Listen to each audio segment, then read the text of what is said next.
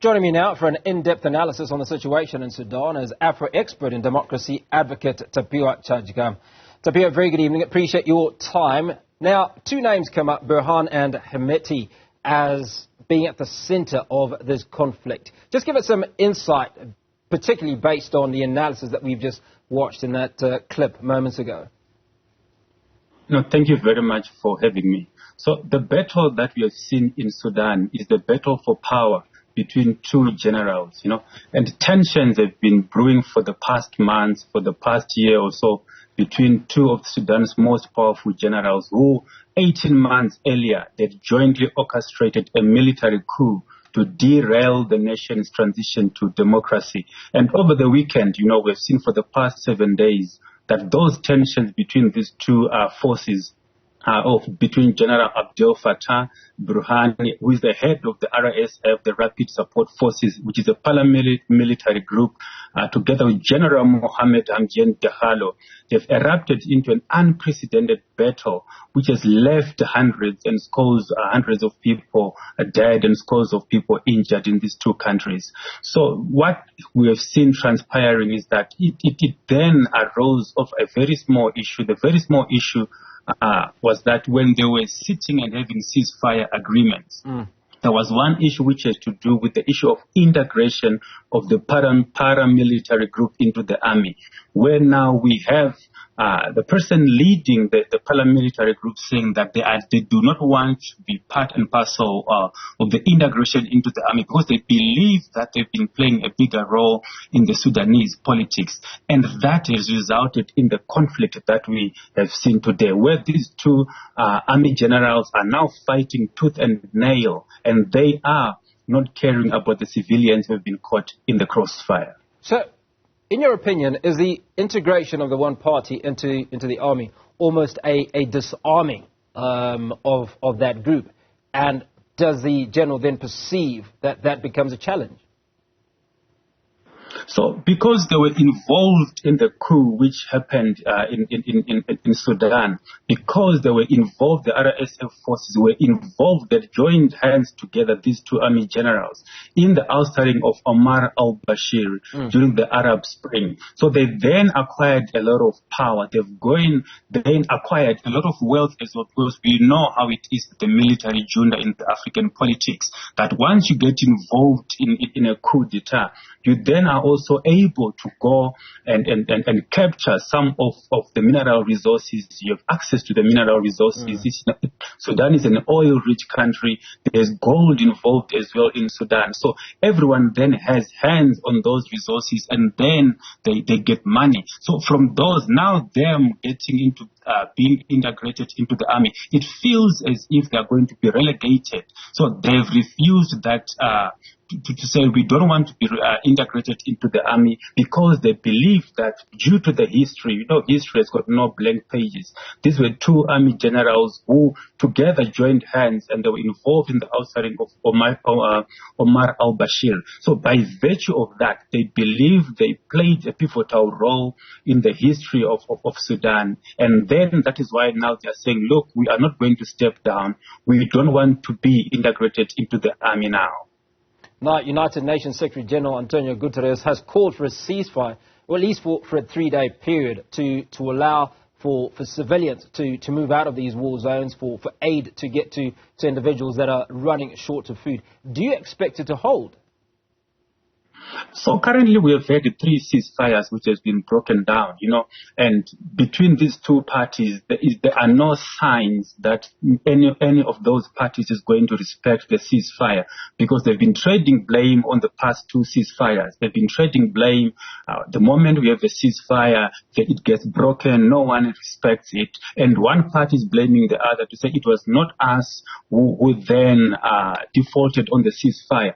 But fortunately, having a ceasefire currently will help the country primarily because currently there's Ramadan, and that Ramadan it needs people to go and stock food because people have not been able to go out, to go into the shops and stock food, primarily because the tensions, the guns have been blazing in the streets for the past 7 days. So truce, indeed, it is one of the things that we need. But unfortunately, none of these parties are completely sold out to respecting that truce. This will be we have seen 3 so far.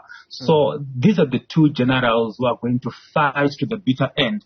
But in terms of the personnel that has been suggested, in terms of the names that have been suggested, we have seen the name of President Thabo Mbeki. His name has been put into the basket.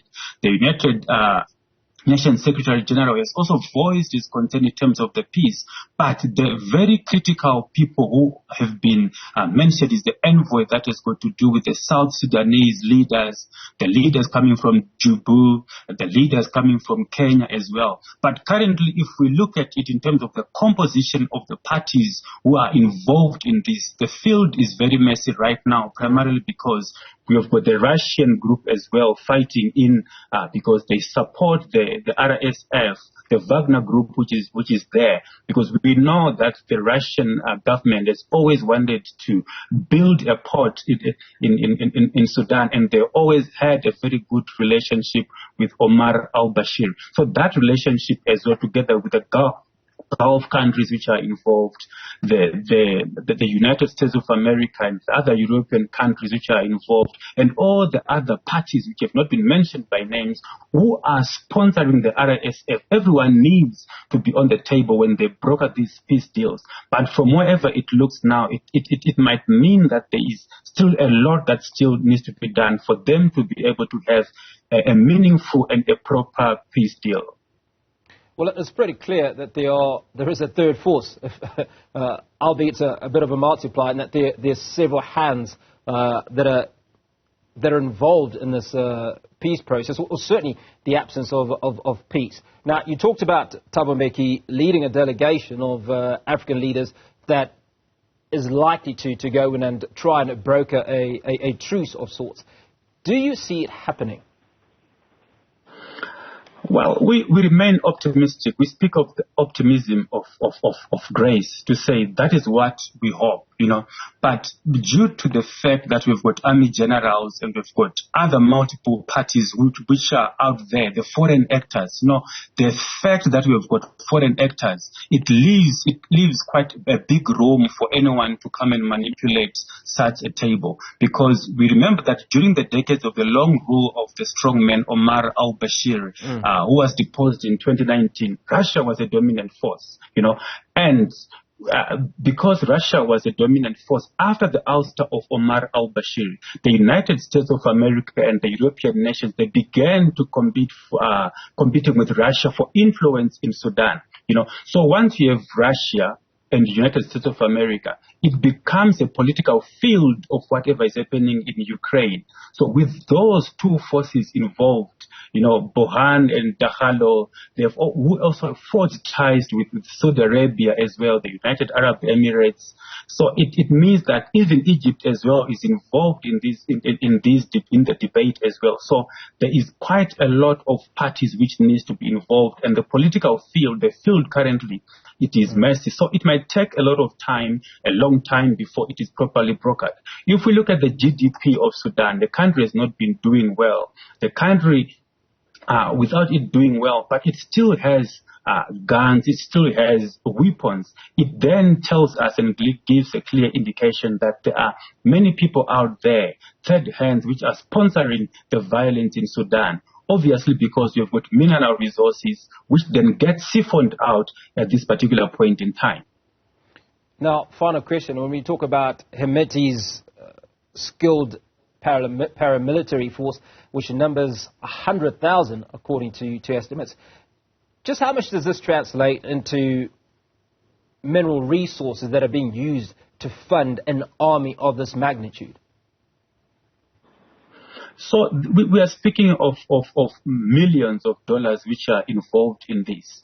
You know, when we go back into history, we know that Sudan, before it even broke into two, having South Sudan as well, before it even came to that, there always has been conflict in this part of the Eastern African region. So with all that happening for quite a protracted long period of time, it means that Sudan is still rich in the mineral resources, which is your gold. And currently we know that the USA is in a very tight spot in terms of most of the African countries together with the rest of the world speaking about de-dollarization and using gold as a currency.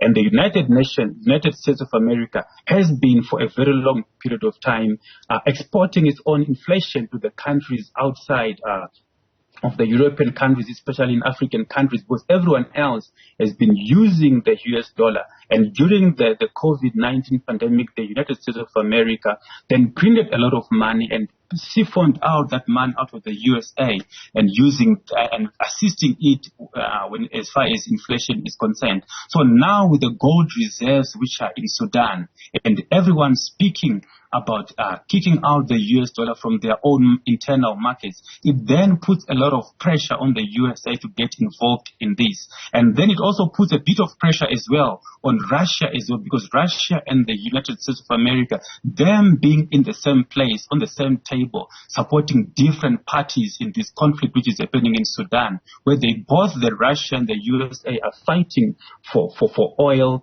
are fighting for gold and other resources in this country. It then means that, you know, prospects of having a deal at this particular point in time might be tricky, even if a deal might be reached out.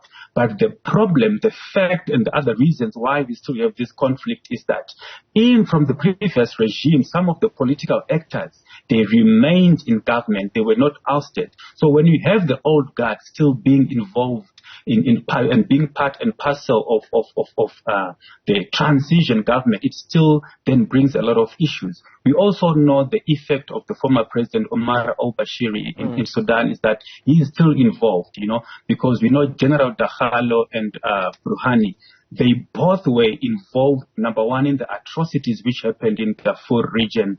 And also one of them was his deputy when he was in power. Both of these three men are both needed by the ICC due to the humanitarian crisis, due to the butchering of human rights that were in Sudan. So Omar al-Bashir, they are trying to bring him back into power. The very same thing which happened in Egypt, where El-Sisi with Mubarak, we are seeing the very same trend happening in Sudan currently, because they want to bring back Omar al-Bashir because he's been indicted by the ICC, and the other two army generals as well, they are wanted by the ICC. So they know that if they protect and bring back Omar al-Bashir, they would stand a bit of a chance, so that they'll avoid, all of them will avoid going to the Hague. So some of those issues as well are the things that are happening in the hindsight. And then it becomes very tricky. It becomes a Bermuda Triangle. But the optimism, the grace and the hope that we have as Africa is to say, look, let peace be the order of the day, because many people now do not have food in Sudan. We're speaking of hospitals which are not operating, and about 80% of the hospitals, especially in the capital city, are no longer operative. There's a shortage of water. There's no electricity. Tapiwa, I'm afraid we've run short of time. We're going to have to call time on the interview. But I appreciate you speaking to us today on Africa Today. And that was Advocate Tapiwa Chadya, an Afro expert in democracy, speaking to us about this situation in Sudan.